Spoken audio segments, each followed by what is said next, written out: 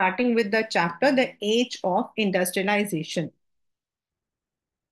Uh, when we talk about today, हम लोगों ने इकोनॉमिक्स में चैप्टर किया था, दैट इज ग्लोबलाइजेशन, मतलब हम करेंगे इनफैक्ट।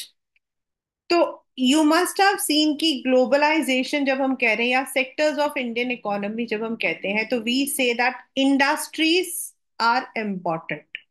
तो जो ये चैप्टर है from history, this tells that industries आने से पहले and after industries, specifically in Britain, and then what were its effect in colonies like India. The chapter is divided into three. आपका पहला क्वेश्चन जो you can expect is what is proto industrialization. यानी कि proto industrialization is industrial revolution was when industry started becoming part of our lives. That was the industrial revolution, means there was a complete change. लेकिन जो industrial जब industries नहीं थी तब ऐसा नहीं था। और कैसे इंडस्ट्रीज थी, आज अगर मैं आपसे कहूंगी ना कि इंडस्ट्री मतलब I am working in an industry, तो आपके दिमाग में इंडस्ट्री मतलब अ वेरी बिग एरिया जहां बड़ी सारी मशीनें रखी हैं, there are hundreds of employees working on बड़ी बड़ी मशीनें, but it was not the earlier period. The earlier period was where first industries तो थी ही नहीं। और इंडस्ट्रीज कैसी होती थी, घरों के अंदर होती थी, and they are all were the handmade, not anything, no मतलब कि machines were there. And then even when the machines were set up, so this was not how it was working today. It was कि the people used to take up a small area जहां सारे काम वो लोग पहले करते थे। फिर धीरे धीरे धीरे ये जो मशीनें आज हम देखते हैं, these came up. तो if you see the position before what we call as industrialization, तो it was not based on factories जैसे आज आपने कहा, and production and the other things were control by guilds. Guilds कौन होते हैं, one marker question आपका। Guilds होते थे उस वक्त में the association of merchants. And things जो है वो घरों में होते थे। पीजेंट्स के पास अपना एक्स्ट्रा टाइम होता था, they used to go for the sewing, weaving, pottery। And जो मर्चेंट्स होते थे ये लोग ये लोग आते थे कंट्री साइड में, वहां से खरीदते थे, and then they would be selling it in the market. तो अब हमारा यही है कि सबसे पहले हमारी इंडस्ट्रीज कहां पर आई थी। तो इंडस्ट्रीज जो है, they were as I said it was not like what we see today. पहले तो इंडस्ट्रीज आपके जो प्रोटो इंडस्ट्रियलाइजेशन था, that was when the industry they were not industries, the artisans used to work in their home, the merchants used to come from the towns and cities, and they would be buying these goods and selling out, या फिर उनको अगर उसको आगे polish करना हो तो उसके लिए भेजते थे। कभी कभी there might not be the merchant directly coming, वो अपना मिडिल मैन भेजता था। तो दैट वाज हाउ। अब जब इंडस्ट्रीज नाम की आई तो वो भी पहले ऐसा नहीं था। फैक्ट्री होती थी जहां एक एरिया होता था, a single area, and that was too in the countryside, मतलब शहर के मतलब कि बाहरी तरफ, आउटस्कर्ट्स, वहां पर there might be the factory. और फैक्ट्री के अंदर क्या होता था, ये जो वीवर्स जो पहले घरों में काम करते थे, जहां पर अब काम क्या क्या होता था, मान लो एक कपड़ा बनाना है, तो from taking the cotton, cotton को कॉटन बॉल से कॉटन में कन्वर्ट करना, देन थ्रेड को बनाना, यार्न्स को मतलब क्लोथ्स में बनाना, क्लोथिंग करके उनको प्लेटिंग करना, यानी कि उनको मोड़ कर रखना, स्टैपलिंग, उनको प्रॉपरली लगाना, ये सारे काम होते थे। आपके पेपर में वन वन मार्कर का क्वेश्चन हो सकता है, all of these, and all of these were done by different people, और ये लोग सब जो है उन फैक्ट्रीज में होते थे। एंड वहीं पर जो पहले काम अलग अलग घरों में होते थे, वही काम अब एक फैक्ट्री के अंदर होता था। but it was not based on the industry. It was just making up of factories. और ये फैक्ट्रीज होती थी most of the time in the countryside. But later on आपके जो फैक्ट्रीज हैं proper they started coming up, और जो हम अगर अर्ली इंडस्ट्रियलाइजेशन बोलते हैं तो it is said that it was in England and that was era was cotton. सबसे पहला था आपका cotton and then second one was iron. अभी हम लोग पढ़ेंगे इसको. And why the factories started coming up? Because inventions were there. There was new method of production, and they all could be done under a single roof. वो हमारी proper industry वाला जो आज हम इंडस्ट्रीज देखते हैं इसका बेस था. तो सबसे पहला आपके पेपर में आता है what was मतलब the industry, the pace of industrial change was very peculiar. And this question you can expect in your exam. It is a very repeated question. मतलब how it was very peculiar. कैसा industrial change हुआ था? Industrialisation does not mean only growth of factory और industry. First जो सबसे पहले आपका हुआ था that was cotton and metal industry. Why? Cotton was textiles आपका and metals because it was also used in factories and other areas. And cotton हमारा जो है इन इंग्लैंड उसका जो प्रोडक्शन था इट जस्ट मल्टीफोल्डेड. सिमिलरली जब railways आ गई इन 1840s तो आयरन एंड स्टील इंडस्ट्री का जो ग्रोथ था वो भी ज्यादा हो गया. यानी कि कॉटन आयरन स्टील इंडस्ट्री ये ग्रो हुई थी, नॉट ऑल द इंडस्ट्रीज. आज आप मुझे काउंट करके बता दो कितनी इंडस्ट्रीज आप जानते हो. You can not count on your fingers. मतलब we can not count on our fingers. Today we have electrical, we have electronic, we have grocery, we have मतलब we have a number of industry. लेकिन उस वक्त में क्या था? Only these two industries जो थी they were having the benefit because cotton was used in the textiles and iron and steel was the base for all other industry. तीसरी problem क्या थी? The new industries could not displace the existing traditional industry. Why?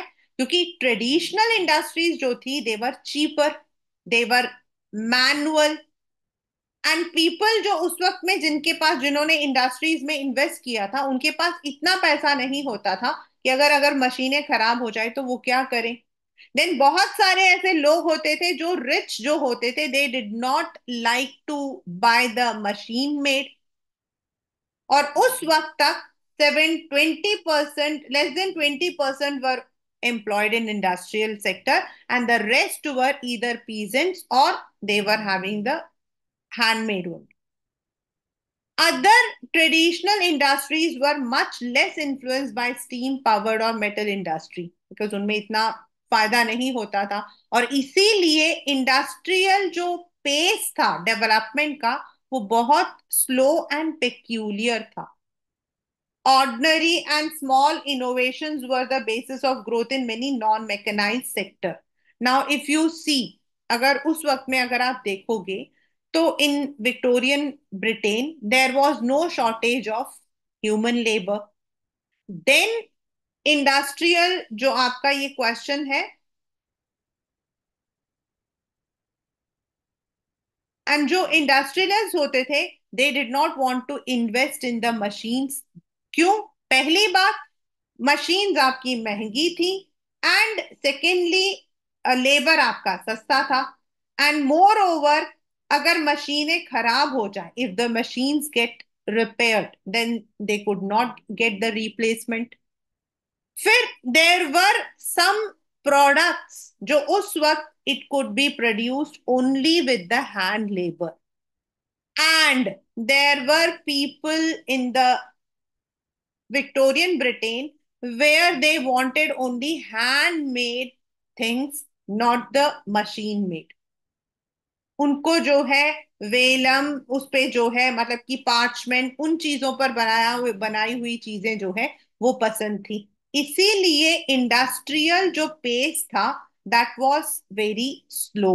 आपका ये 3 marker question हो सकता है in your. Then discuss the life of the workers in England during the industrial revolution. मतलब उस वक्त में द लाइफ वाज नॉट, अभी भी नहीं है, ऐसा नहीं है कि अभी industry, but there are now there are groups, worker group, then आपके सुपरवाइजर्स, देन, लेकिन उस वक्त में जो लोग होते थे, मर्चेंट्स होते थे, उनके नीचे वर्कर्स होते थे। इट वाज नॉट लाइक आज वैसा जैसे हम इंडस्ट्री बोलते हैं। तो जो वर्कर्स थे उनकी लाइफ काफी मिजरेबल थी।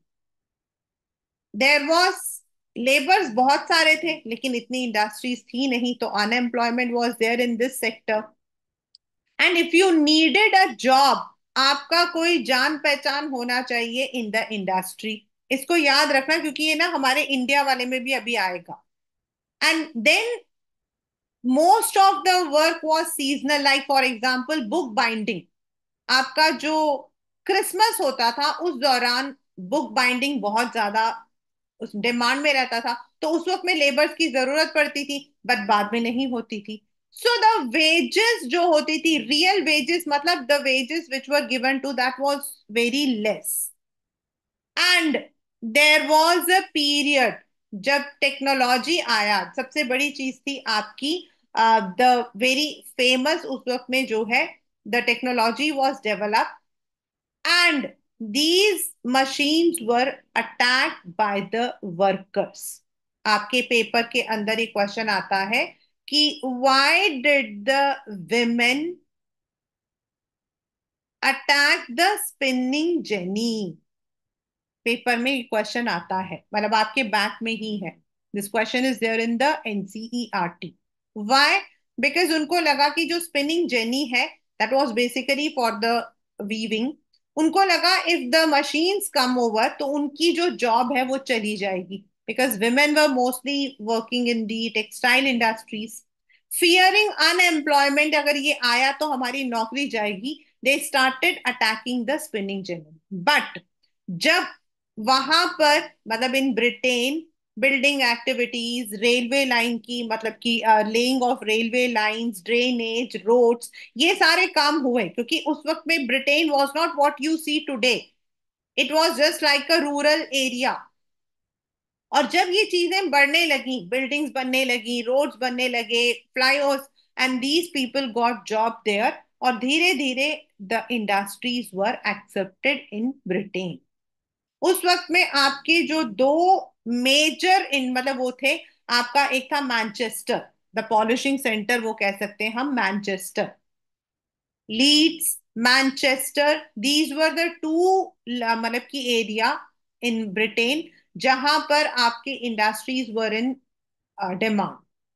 लीड्स, मैनचेस्टर, ये दो थे। बाकी सब जगहों पर it was only later on, जब आपके इंडस्ट्रीज आई, डेवलपमेंट हुआ, these were the two areas जिनको हम इंडस्ट्रियल रेवोल्यूशन का पॉइंट कह सकते हैं, सेंटर पॉइंट बोल सकते हैं।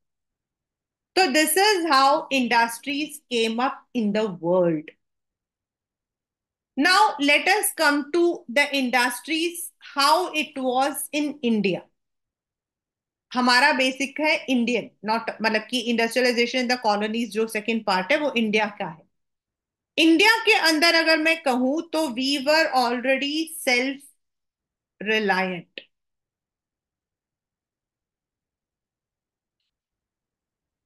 But as you know, it was a British policies, colonial policies थी, जिनकी वजह से हमारे जो ग्रोथ थी वो खत्म हो गई थी। So how was the position in India? We used to have, and India was one of the leading exporters of cotton. Cotton चीजें हमारे यहाँ से थी, but it was later only when हम लोगों का sluggish हो गया था। और उसके बाद there was a peculiar, मतलब कि राइस पेपर का क्वेश्चन है ये, जब वर्ल्ड वॉर 1 आया था तो इंडिया को उससे फायदा मिला था। तो let us come to the Indian market. In before industries came up, silk and cotton goods from India were in the international market. As I already told, we were one of the largest exporters those days. And हमारे यहाँ पर जो मतलब कि Armenia, Armenia is near Russia, Persian merchants यानी कि Iran, आज का जो ईरान है, यहाँ से वो लोग चीजें लेकर जाते थे through Afghanistan, and from there we use to have many things. For example, you are using the perfume. आप लोग परफ्यूम यूज करते हो, तो परफ्यूम उस वक्त में हम लोग हिंदी में बोलते हैं इत्र. एंड इट इज सेड, ये जो इत्र यूज होता है, basically this was brought from Persia.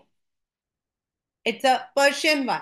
Similarly horses, मतलब जो आपके अरब की जो horses, so they use to be, हमारा ये एक्सपोर्ट तब भी था. And if you read the, मतलब अगर आप आगे जाकर कभी भी, if you have the chance to read, you will see that India के अंदर there were so many points. Like अगर हम केरला देखते हैं, तो that was called as gold coast, क्योंकि वहां से आपका जो ब्लैक पेपर है, it use to export black, मतलब कि उसको ब्लैक गोल्ड बोलते हैं. इन सिमिलरली इन आंध्र प्रदेश, आपका मछलीपट्टनम जो था, that was also one of the leading port. In the north Taxila आपका, इट वाज. तो we were already dominating, and Surat, Masulipatnam and Hooghly were famous ports at that time. And not only that, India was in business, we were also in the banking business. मतलब हम लोग जो है, we used to finance others, supply merchants and export merchants. At the point, the big shippers and export merchants had brokers जो price को negotiate करते थे और आगे बेचते. तो जो आज की डेट में हमारा एक्सपोर्ट बिजनेस ऐसा ही जाता है, आज भी एक्सपोर्ट ऐसा ही होता है. मतलब पहले तो पोर्ट में होता था कि जो शिपर्स होते थे और जो एक्सपोर्ट मर्चेंट्स होते थे, उनके ब्रोकर्स जो है सप्लाई मर्चेंट से सामान खरीदते थे, जो यहां से सप्लाई करते थे और फिर अपने अपने मार्केट में बेचते थे. आज भी एक्सपोर्ट बिजनेस उसी बेसिस पर चलता है. नाउ व्हेन इंडस्ट्रीज केम, मशीनें आने लगी, तो जो इंडियन मर्चेंट्स थे, जो पहले ट्रेड वर्क था which was dominated by the Indian merchants, वो धीरे धीरे आपका खत्म होने लगा. The Europeans now started having the power. As you know, East India Company was the one जिसके पास सबसे ज्यादा आपका पावर आया था. It was later on that was taken by the British. Then जो आपके ओल्ड पोर्ट्स थे, ये आपका पेपर का क्वेश्चन भी है, इंपॉर्टेंट, सूरत एंड हुगली, वो वहां पर आपका जो है पोर्ट फैसिलिटीज कम हो गई, and new ports like Bombay and Calcutta started growing up. This is an important question in your exam. और ये अब जो ट्रेड होता था, that was contracted by Europe on companies. यानी कि पहले तो मर्चेंट्स मर्चेंट से लेते थे. लाइक अगर मैं मान लो कि मैं कपड़ों का बिजनेस करती हूँ इंडिया के अंदर, and you are an export merchant, तो आप क्या करोगे, जब मैं अपना सामान पोर्ट पे लेकर जाऊंगी, आप वहां पर मुझसे नेगोशिएट करोगे, मुझसे सामान खरीदोगे, and you will sell it out overseas. पहले ऐसे मर्चेंट टू मर्चेंट हमारा बिजनेस रहता था. अभी भी एक्सपोर्ट बिजनेस ऐसा ही होता है. The vendors, the suppliers, the buyers, ऐसे होता है. मतलब वेंडर होता है जो बनाता है, जो यहाँ पर लोकल इंसान होता है वो उसका बायर होता है. देन वो एक्सपोर्ट मर्चेंट से जो है रिलेशन रखता है, वो वहां से खरीद कर सामान बेचते हैं. लेकिन बाद में क्या हुआ, the European company started carrying up the business on their own terms. And textile import तो हमारा स्टार्टिंग में नहीं था, लेकिन बाद में धीरे धीरे हमारा रॉ कॉटन यहां से जाने लगा. पहले तो हमारा कॉटन जाता था ऑन ऑल द वे, लेकिन फिर उसके बाद सिर्फ रॉ कॉटन जाता था. और रॉ कॉटन जाने का मतलब क्या होता है, हमारा जो रेवेन्यू है वो कम हो जाता, because raw materials are always cheaper than the finished goods. आप फोन रखते हो, आपके पास फोन होगा, and you must have bought that phone for say 50,000, just random, मतलब you may have bought it for 1 lakh also. Say you have bought it for 50,000. इस phone की जो एक्चुअल कीमत होती है वो होती है अराउंड 10,000। तो इसमें जो रॉ मटेरियल्स पड़ती है ना, वो 5 to 10 रुपीज की पड़ती है। We because I have this exposure towards the export. तो जो रॉ मटेरियल्स अगर यहां से जाती थी, तो जो इंडिया का जो बिजनेस था, इंडिया का जो ट्रेड था, दैट स्टार्टेड डिक्लाइनिंग। और जो वीवर्स थे उनके साथ क्या हुआ? The weavers were exploited. पहले तो before the establishment of East India Company, the weavers were in better position because there were many buyers for their product. They could buy, they could try to sell their product in the best buy, जैसे मैंने बताया, port में जाकर वो लोग बेचते थे। लेकिन बाद में when the weavers came up, when the East India Company came up, तो उन्होंने मोनोपोली अपनी कर ली। मतलब मोनोपोली मतलब they had the complete control. और जो एग्जिस्टिंग ट्रेडर्स थे, एग्जिस्टिंग ब्रोकर्स थे, उन लोगों को उन्होंने हटा दिया। एंड वीवर्स के ऊपर शर्त होती थी कि they would be selling the product only to East India company, not to others. और इसके लिए आपका एक और important question, they use to appoint the representatives called gumashta. Now आपके पेपर का ये 1 मार्कर क्वेश्चन है, हु वॉज गुमाश्ता, या फिर उसका क्या रोल था, या गुमाश्ताज वर आउटसाइडर्स। तीनों आपके क्वेश्चंस हैं। तो ये जो गुमाश्ता होते थे ना, दे वर द पेड, मतलब कि सर्वेंट्स ऑफ ब्रिटिश। और ये क्या करते थे? They would go to the weavers, they would be giving the advance, they would be taking up the, मतलब कि जो भी उनको प्रोडक्शन होता था उसको लेकर आना, ये उनका काम होता था। एक तरफ से they were the middle man between the East India Company and the weavers. लेकिन ये जो गुमाश्तास थे, दे बिकेम वेरी एरोगेंट। आपके पेपर का 3 मार्कर क्वेश्चन है, एरोगेंट नहीं आता है, बट 3 मार्कर क्वेश्चन है। ये गोमाश्ता, they started use misusing their powers.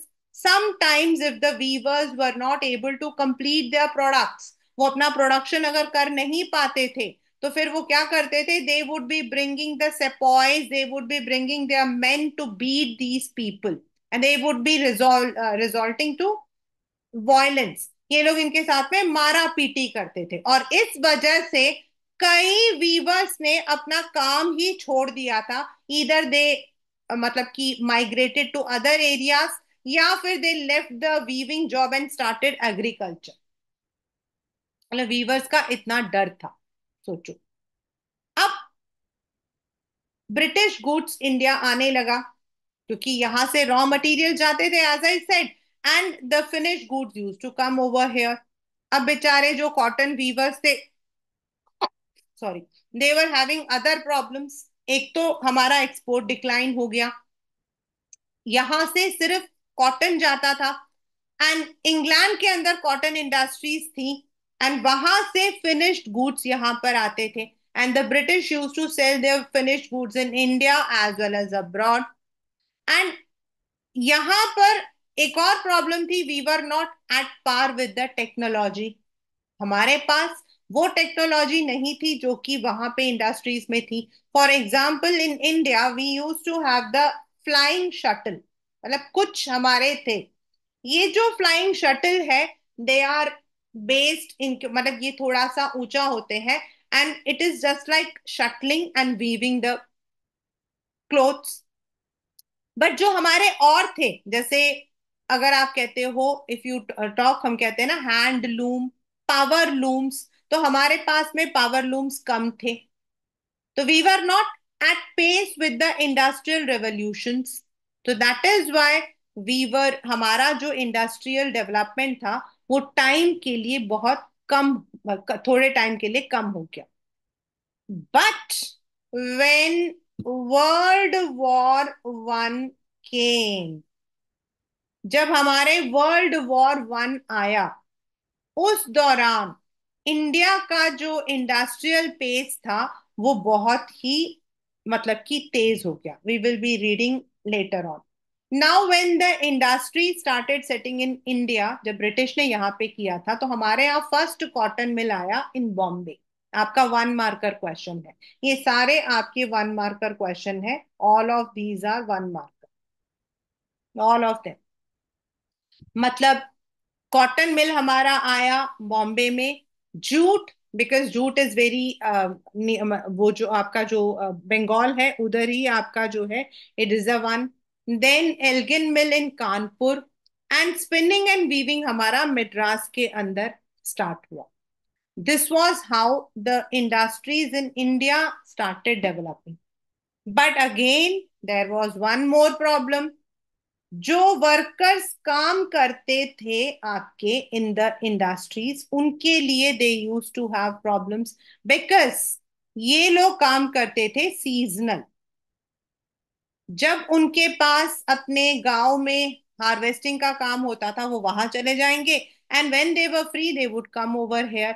But even in the cities the job was less, and here there used to be a person called jobber. अभी अगर आपको याद हो, I had told you in the in Britain also, अगर आपका कोई रिश्तेदार होगा तो आपको जॉब मिल जाती थी। In India also this was there. Now what was the role of jobber? आपका वेरी इंपॉर्टेंट है। जॉबर कौन? जॉब दिलवाने वाला। जॉबर कौन है? जॉब दिलवाने वाला। जॉबर एक ऐसा आदमी था जो ऑलरेडी कंपनी में काम कर रहा होता था, एंड अगर कंपनी में लेबर्स की जरूरत पड़ती थी तो उसकी ड्यूटी होती थी, ब्रिटिश उस पर जो है ट्रस्ट करते थे, तो उसे बोलते थे कि भाई तू अपने गांव से और लोगों को लेकर आ। तो in the initial jobber used to help his people to get the job. Not only job दिलवाता था, he would also arrange for their shelter, he would also arrange for their, अगर उनको कुछ फाइनेंस की जरूरत होती वो भी करता था। इनिशियली तो it was a help, but later on ये जो जॉबर्स थे, they became very clever and greedy, and they started demanding money.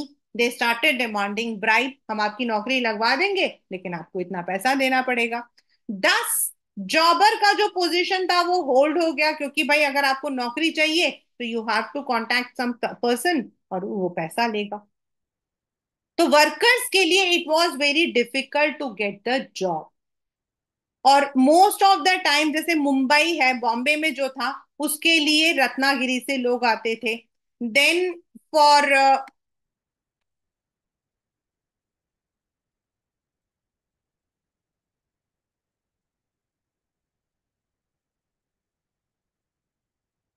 For this आपके वेस्ट बंगाल वगैरह के लिए कानपुर से आते थे। So this was the way the workers use to come.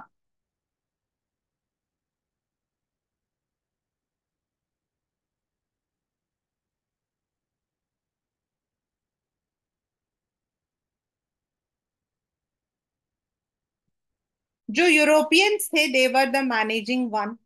They were they only use to buy those things जो वो लोग अपने मार्केट में सेल कर सकते थे, like T, coffee, Indigo, jute, etcetera.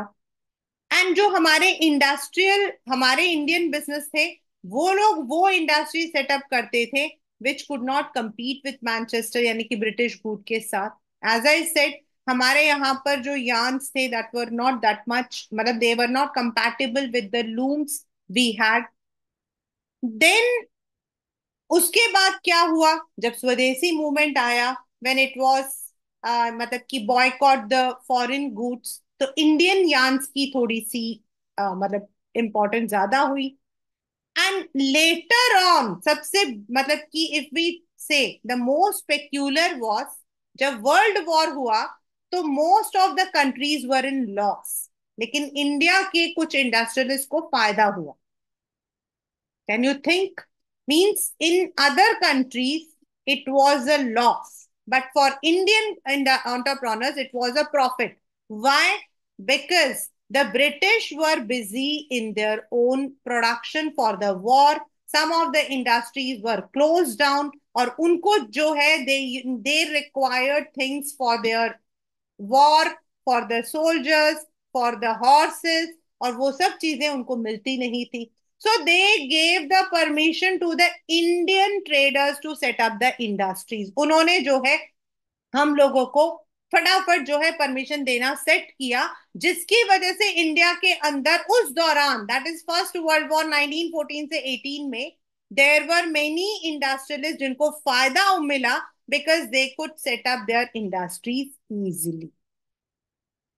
बाद में जब आपके मतलब if when the world war was ended, तो the position was not same. Like America जो है, it lost its control on the मतलब कि एरियाज जहां पर वो था व्हीट पे। देन ब्रिटिश के अंदर भी there were so many areas जहां they had to close up. And in India, if we say Bengal, Bombay, they were very prosperous, क्योंकि यहाँ पर आपका जो है और आज भी अगर आप देखोगे तो these two areas are much prosperous in the perspective of industries. Then there were many inventions, as I said, hand loom से आपका power loom आया, and one more was the invention of fly shuttle which I told you. Some of the weavers could not be produced by mills, तो वो viewers ही करते थे। जैसे साड़ीज हमारी होती हैं अभी भी अगर आप देखोगे इन चेन्नई, इन केरला वगैरह में, आपका जो होजरी इंडस्ट्री है, they are not having the very large large scale of machines. They are all basically the handmade. That is how it was there. And इस तरीके से इंडस्ट्रीज जो है दे केम अप। अब who were those industrialists? कौन थे वो industrialist and what happened to them? उनमें से कुछ तो आज भी हमारे मतलब उन्हीं के परपोते वगैरह अभी भी हैं। टाटा, नुर्सी वाडिया, देवर द वन। बंगाल के अंदर Dwarkanath Tagore, he was the one who had started 6 joint stock companies. Joint stock होता है आजकल के जो बड़ी बड़ी कंपनीज होती हैं जिनके अंदर शेयर्स होते हैं। Then Dinshaw Petit, J N Tata, Tata ही आज भी अभी आपको पता है, टाटा इंडस्ट्रीज। सेठ हुकुमचंद ने फर्स्ट जूट मिल रखा था। जीडी बिरला, बिरला ग्रुप अभी भी है आपका, Aditya Birla group is there still. And then there were people from Madras जिन्होंने बर्मा, बर्मा आज का Myanmar, east and east Africa यहाँ पर किया था। Thus, there were many entrepreneurs who had set up their business। और आज अगर हम उनमें से जितने लोगों को देखते हैं, जैसे टाटा, बिरला, देन नुर्स, आपके वाडिया, ये सब जो है they are all the product of those areas. आपको पता है ये लोग क्या करते थे? दे यूज टू पोर्ट के अंदर, मतलब इनका जो बेसिक था वो था पोर्ट। यहाँ पे ये लोग क्या करते थे? They use to be the export merchants. मतलब जो मर्चेंट्स वहां बेचने आते थे, तो they use to be the middle man between the other countries and, और उसके थ्रू जो है they had acquired the money, और उसी मनी से इन लोगों ने अपने अपनी इंडस्ट्री सेट की थी। जमशेद जी टाटा, जिन्होंने आपको जमशेदपुर में किया था, उन्हीं के नाम पर उस जगह का नाम जमशेदपुर है।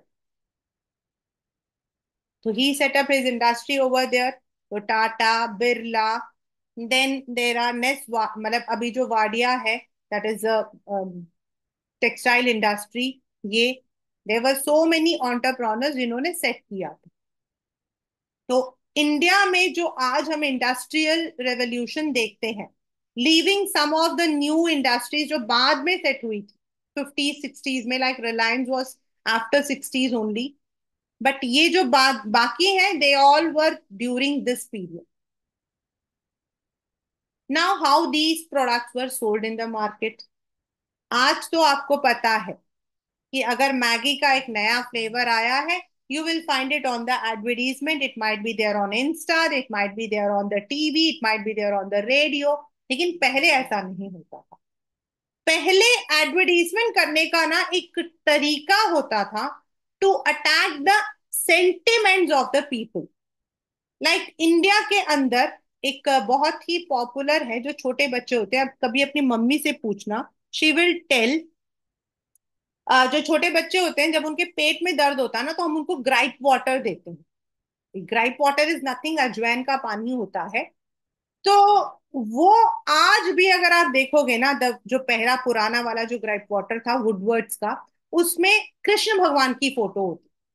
Now we all are very fond of religion, तो कृष्ण के जैसा मतलब कि प्यारा प्यारा होगा, तो उसमें कृष्ण भगवान की फोटो होती थी। कई जगहों पर आपके इंडियन गॉड और गॉडेसेस की फोटो होती थी, क्योंकि लोग उसको अपने से रिलेट करते थे। मोर ओवर, उन दिनों में क्या होता था, कैलेंडर्स होते थे दो तरीके के। एक होता था आपका सिंपल पेपर वाला कैलेंडर, और दूसरा होता था एकदम थिक वाला, बहुत मतलब कि shining. So the Indian manufacturers will be using those calendars, and लोग जो है उस कैलेंडर के लिए मतलब वो प्रोडक्ट खरीदते थे, उनको कैलेंडर मिलता था, और उस कैलेंडर को वो लोग अपने घरों में जो है मतलब एज अ पेपर बिछाने के लिए यूज किया करते थे। Then news paper calendars were used, and also later on जब नेशनल मूवमेंट हमारा ज्यादा होने लगा, तो even they use to publicise it, if you care for nation buy product made in India, जैसे आजकल हम करते हैं ना, made in India, make in India, इस तरीके से करते थे। एंड जो ब्रिटिश गुड्स होते थे, वो लोग अपने लेबल लगाते थे मेड इन मैनचेस्टर। और भाई, फॉरेन गुड्स खरीदना तो इंडियंस के लिए that was a status symbol. So उसके लिए उसमें लिखा होता था मेड इन मैनचेस्टर, तो वो लोग खरीदते थे।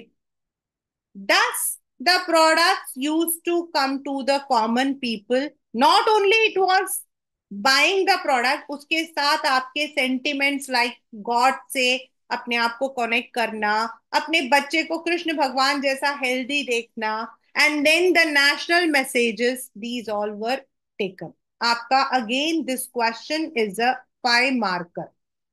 How were the products? What were the different ways to create market for goods? So they used to use these. पहले तो ना टीवी था, ना रेडियो था, ना व्हाट्सएप था, ना इंस्टा था।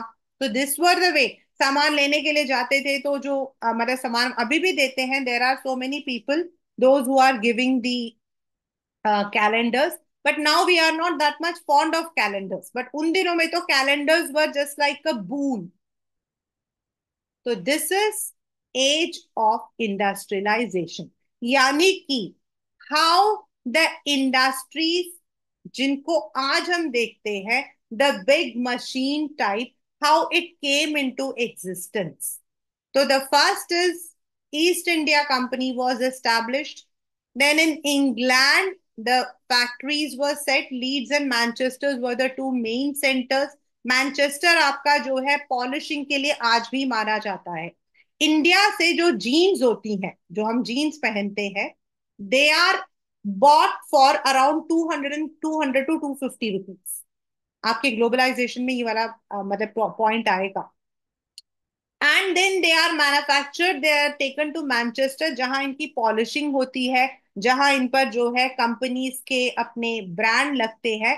And the same jeans is sold for more than 6,000 in the international market. So this is how the industries go. Then in 1760 first तो उन लोगों ने कॉटन को इंपोर्ट करना शुरू किया, and then the industrial production increase in cotton as well as in iron and steel. फिर आपका स्पिनिंग जेनी जो है वो इन्वेंट हुआ था, and first person who had establish the cotton mill was Richard Arkwright.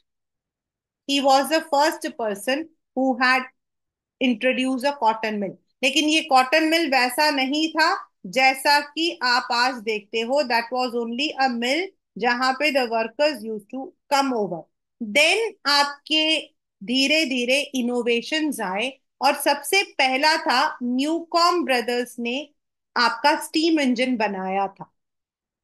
लेकिन this steam engine had no buyers, इसको किसी ने नहीं खरीदा। अब don't confuse this steam engine with that engine which is put on the train. मतलब this is to use for the industry, जो engine जिसके थ्रू आपके मशीन्स चलती हैं। जेम्स वॉट ने उन इंजन्स को इम्प्रोवाइज किया, उसमें उसको पेटेंट लिया, and he and his friend, उन्होंने अराउंड 80 जो मशीन्स थी वो सेल आउट की थी in the initial. As I said, why it was not sold, because the merchants used to fear कि अगर वो लोग इंडस्ट्रीज में पैसा लगाएंगे, मशीन्स खराब हो गई तो how they would repair, and hand labour उनको सस्ता मिलता था. Cartwright was the one who had invented the power loom. In India, Dwarkanath Tagore was the one who had set up the six joint company. This is the first cotton mill, Bombay, the first jute mill in Bengal, Elgin mill in Kanpur. This was how. And spinning and weaving was in Madras. Mostly आपका Madras में था. J.N. Tata set up his work in Jamshedpur. उनका नाम ही जमशेद था, इसीलिए उस जगह का नाम जमशेदपुर है. And Seth Hukumchand was the one who had set up the jute mill in Calcutta. ये आपका एक पेपर में क्वेश्चन आता है, वन मार्कर, कि म्यूजिक कंपनी ने डॉन ऑफ सेंचुरी किसने किया था. That is about the dawn मतलब morning, morning of the century.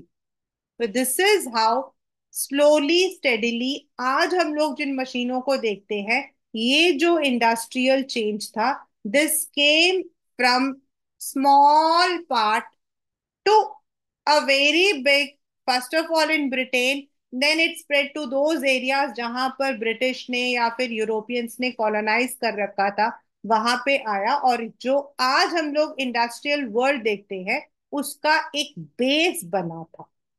So that is the chapter age of industrialisation. आप पेपर के अंदर अपने बैग से the question, why was the spinning jenny attacked by the woman, is a very common question. Then what was the pace of industrial growth? जो आपका industrial growth था उसको, मतलब पहले सारे की सारी इंडस्ट्रीज आपकी डेवलप नहीं हुई थी, ओनली कॉटन एंड आपका जो आयरन एंड स्टील था वही हुआ था. ये वाला क्वेश्चन आपका. Then what was the condition of the workers in the British era. Then jobbers कौन थे, गुमाश्तास कौन थे, मतलब उनके ऊपर 3-3 मार्कर आपके जो क्वेश्चंस हैं वो आपका रहा. जैसे ये वाला क्वेश्चन आप देख सकते हो. आ, नहीं sorry, why the new industries could not replace the old one, क्योंकि ट्रेडिशनल इंडस्ट्रीज की ज्यादा डिमांड थी. देन हुवर जॉबर्स, आपको बताया था जो जॉब दिलवाता है. और गुमाश्ता से आपके जॉबर्स आपके जो है लोकल इंसान होते थे, और गुमाश्तास होते थे ब्रिटिश अपॉइंटेड पीपल, याद रखना. Then what is meant by proto, आपके बैक में भी एक क्वेश्चन है. So these are the important questions from this chapter. Then how the products were marketed to the market, to the consumers, जो last में हमने एडवर्टीजमेंट वाला किया था वो वाले question. So these are some of the most important questions from this chapter, which is called as age of industrialization.